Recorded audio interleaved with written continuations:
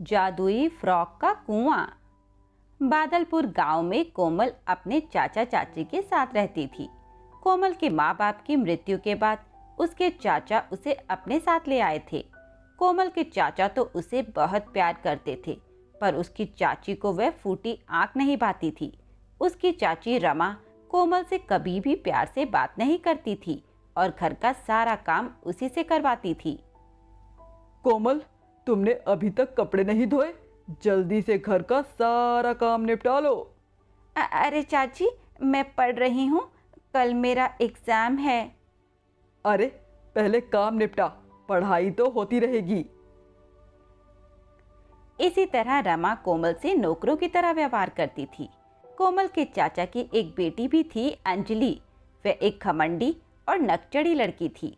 एक दिन रमा ने अपनी बेटी से कहा, अंजलि बेटा, चलो हम बाजार चलते हैं, कुछ शॉपिंग करेंगे।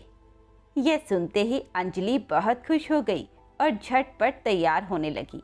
तभी कोमल वहां आई और बोली, चाची, क्या मैं भी आपके साथ बाजार चलूं? मुझे भी नए कपड़े चाहिए। क्या करेगी नए कपड़ों का तू? अंजलि के पुराने फ्रॉक रखे हैं, वो पहन लियो। यह कहते हुए रमा और अंजलि बाजार की ओर निकल पड़ी और कोमल अपना मन मारकर वहीं रह गई। अगले दिन अंजलि अपने कमरे में नई नई फ्रॉक ट्राई कर रही थी।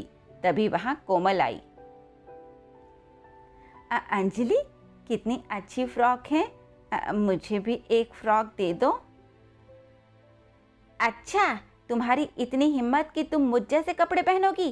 क्या तुम मेरा मुकाबला करोगी? इस घर में तुम्हारी हैसियत एक नौकर से ज़्यादा कुछ भी नहीं। मैं तुम्हें अपने पुराने कपड़े दे दूंगी, वही पहन के खुश रहो। अब जाओ यहाँ से। यह सुनकर कोमल बहुत दुखी हुई और रोते हुए अपने कमरे में आ गई। कोमल अपनी माँ की तस्वीर के आगे बहुत रोई। माँ, बाबूजी, आप मुझे अकेला छोड़ के क्यों चले गए? मैं यहाँ बहुत दुखी हूँ। मुझसे कोई प्यार नहीं करता, सब मुझे नौकर समझते हैं। इससे तो अच्छा होता मैं भी आपके साथ ही मर जाती। ये कहते हुए कोमल रोने लगती है। रोते रोते कोमल की आंख लग जाती है और वह सो जाती है। तभी सपने में कोमल की माँ आती है और कोमल से कहती है, बेटी, तू रोया मत कर, तू हिम्मत से काम ले। मैं तुझे एक ऐसी जगह बताती हूँ जहाँ जाने पर तेरी सारी मुसीबतें खत्म हो जाएंगी। गांव से कुछ दूर एक मंदिर के पीछे एक कुआं है। वह एक जादुई कुआं है। तुम वहां जाओगी और कुएं के सामने खड़ी होकर जो भी मांगोगी वो तुम्हें मिल जाएगा। अचानक कोमल की नींद खुली, पर वहां पर कोई नहीं था। कोमल समझ गई कि वह एक सपना देख रही थी, पर सपने में वह अपनी माँ की कही बात को याद करती है। अगले ही दिन कोमल कुएं के पास जाती है और उसके सामने खड़ी होकर कहती है, जादुई कुआं, मुझे बहुत सुंदर सुंदर फ्रॉक चाहिए जिसमें मैं बहुत खूबसूरत लगूं। इतना सुनते ही कुएं में से सुंदर सुंदर फ्रॉक निकलते हैं और कुएं से आवाज आती है, कोमल बेटी, लो तुम्हारी मनपसंद फ्रॉक, ये सब तुम्हारी हैं। ये जादुई फ्रॉक है। तुम जब भी इस फ्रॉक को पहनकर कोई भी इच्छा बताओगी तो ये पूरी कर देगा। घर आकर वह उसमें से एक फ्रॉक पहनती है जो बहुत ही सुंदर थी। अपने आप को आईने में देखकर वह बहुत खुश होती है और कहती है, अरे वाह, मैं तो बहुत सुंदर लग रही हूँ। ये तो कमाल की फ्रॉक है, ऐसे तो किसी के पास भी नहीं। वह फ्रॉक पहनकर आईने में खुद को निहार रही थी। तभी अंजलि वहां आ जाती है और कोमल को सुंदर फ्रॉक में देखकर हैरान रह जाती है और कहती है, अरे तुम्हारे पास इतनी अच्छी फ्रॉक कहाँ से आई? कहीं तुमने मेरी फ्रॉक चोरी तो नहीं की? माँ, जल्दी आओ यहाँ पे। यह देखो, कोमल की बच्ची इतनी अच्छी फ्रॉक कहाँ से लाई? मुझे भी बिल्कुल ऐसी फ्रॉक चाहिए। रमा भी कोमल को इतना सुंदर फ्रॉक पहने देखकर हैरान हो जाती है और कोमल से पूछती है, क्यों नहीं कोमल, कहाँ से लाई ये फ्रॉक? सच सच बता, वरना मैं तुझे बहुत पीटूंगी। अरे मैं अपनी माँ का पुराना सामान देख रही थी, उसी में से मुझे ये फ्रॉक मिली है। ये कहते हुए कोमल अंजलि और चाची को टालने की कोशिश करती है, पर रमा को शक हो जाता है। अंजलि अपनी माँ से कहती है, माँ मुझे ये फ्रॉक चाहिए, कितनी सुंदर फ्रॉक है, मैंने तो कभी इतनी सुंदर फ्रॉक नहीं देखी, मुझे बिल्कुल ऐसी ही फ्रॉक चाहिए। कोमल की बच्ची के पास कहाँ से आ गई ये फ्रॉक? कोमल बेटी यहाँ आओ, मुझे ये फ्रॉक दे दो, इसे अंजलि पहनेगी। तुम्हें मैं कोई दूसरा फ्रॉक दे देती हूँ, तुम्हें तो घर पर ही रहना है, कुछ भी पहन लो। नहीं नहीं चाची, ये फ्रॉक मैं आपको नहीं दूंगी, चाहे आप मुझे कितना भी मार लो। यह सुनकर चाची के तन बदन में आग लग जाती है।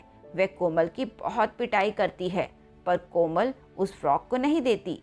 कोमल जानती थी कि वह एक जादुई फ्रॉक है और यदि कोई और इसे पहनेगा तो उसके साथ बहुत बुरा होगा, इसीलिए वह फ्रॉक चाची को नहीं देती। थक हार कर रमा अपने कमरे में आ जाती है और अंजलि से कहती है, बेटी तू चिंता मत कर, मैं तुझे वह फ्रॉक ला कर ही दूंगी, चाहे कुछ भी हो जाए। आज रात जैसे ही कोमल सोएगी उसके कमरे से ये फ्रॉक ले आऊंगी। ये कहते हुए रमा कोमल के सोने का इंतजार करती है। जब कोमल गहरी नींद में सो जाती है तभी वह चुपचाप उसके कमरे में जाकर वह फ्रॉक चुरा लेती है। रमा फ्रॉक लाकर अंजलि को दे देती है और कहती है, अंजलि ले, मैं फ्रॉक ले आई, अब तो खुश है ना तू? थैंक यू माँ, अब मैं ये फ्रॉक पहनती हूँ। ये कहते हुए अंजलि उस फ्रॉक को पहन लेती है और अपने आप को आईने में देखने लगती है। पर ये क्या, अंजलि के पूरे बदन पर तेज खुजली होने लगती है, उसके शरीर पर लाल लाल निशान पड़ जाते हैं। माँ ये क्या हो रहा है माँ? देखो ये फ्रॉक पहनते ही मेरे पूरे बदन में खुजली होने लगी और मेरे पूरे शरीर पर निशान पड़ गए। ये कहते कहते अंजलि रोने लगती है। रमा अंजलि को देखकर घबरा जाती है। रमा अंजलि पर पानी डालकर उसकी खुजली शांत करना चाहती है, पर तभी अंजलि बेहोश होकर गिर जाती है। रमा जोर जोर से चिल्लाने लगती है, अरे अंजलि, क्या हुआ मेरी बच्ची, जल्दी उठ जा। अंजलि को बेहोश देखकर रमा के होश उड़ जाते हैं। वहां तभी जल्दी से कोमल को बुलाकर लाती है। अरे कोमल, ये कैसी फ्रॉक है? अंजलि ने जैसे ही इसे पहना वह बेहोश हो गई। अब तुम ही हमारी मदद करो, मेरी बेटी की जान बचाओ, मैं तुम्हारे आगे हाथ जोड़ती हूँ, मेरी अंजलि को बचा लो। कोमल जल्दी से वह फ्रॉक अंजलि के शरीर से उतार कर खुद पहन लेती है और कहती है, जादुई फ्रॉक, मेरी बहन को जल्दी से ठीक कर दो, उसे जल्दी से होश आ जाए। यह सुनते ही अंजलि को होश आ जाता है और वह ठीक ठाक बैठ जाती है। यह सब देखकर वह बहुत हैरान होती है और कोमल से पूछती है कि यह सब क्या है। इस पर कोमल उसे जादुई फ्रॉक की सच्चाई बता देती है। चाची, ये एक जादुई कुएं से मिली जादुई फ्रॉक है, पर इसका जादू तभी चलता है यदि मैं इसे पहनूं। अगर कोई और इसे पहनकर या चुरा कर पहनेगा तो उसके साथ कुछ भी अच्छा नहीं होगा, बल्कि कुछ बुरा होगा। मैं ये जानती थी, तभी मैं आपको ये फ्रॉक नहीं दे रही थी। उस जादुई फ्रॉक की सच्चाई जानकर कोमल की अच्छी भावना को देखकर रमा बहुत शर्मिंदा होती है और कोमल से कहती है, कोमल, तुम कितनी अच्छी हो, हमने तुम्हारे साथ कितना बुरा व्यवहार किया, पर फिर भी तुम हमारे भले की सोचती रही। मेरे लाख मांगने पर भी तुमने ये फ्रॉक नहीं दिया, क्योंकि तुम जानती थी कि ये फ्रॉक हमारे साथ कुछ बुरा करेगा। मैं तुमसे हाथ जोड़कर माफ़ी मांगती हूँ बेटा, मुझे माफ़ कर दे। नहीं नहीं चाची, मेरा आप लोगों के अलावा इस दुनिया में है ही कौन, आप इस तरह मुझसे माफ़ी मत मांगिए। ये कहते हुए कोमल रमा के गले लग जाती है। यह देखकर अंजलि भी बहुत शर्मिंदा होती है और अपने किए व्यवहार पर मन ही मन माफ़ी मांगने लगती है।